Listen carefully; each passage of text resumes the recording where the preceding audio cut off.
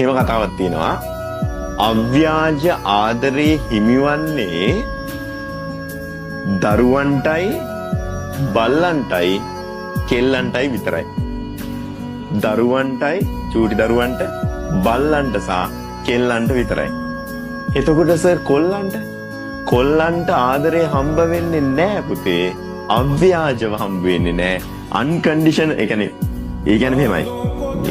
ඒ කියන්නේ ආදරේ හම්බ වෙන්නේ කුඩා දරුවන්ටයි බල්ලන්ටයි ගෑනු ළමන්ටයි විතරයි පුතේ. කන්ඩිෂන් එකක් නැතුව ආදරේ හම්බ වෙන්නේ.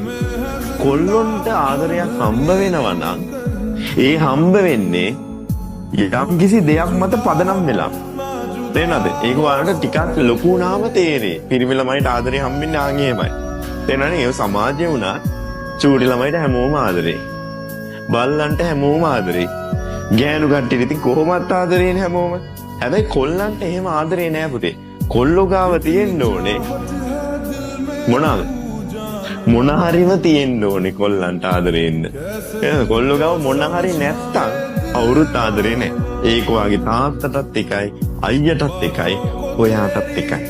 පැරෙන්නේ ඒකින කොල්ලෝ පොඩ්ඩක් මොරාල් වෙලා වැඩ කරේ නැත්තම් දවසක පච වෙන්න වෙනවා. Tamanට කිසිම මිනිස්සෙක් ආදරේ නැති වෙයි.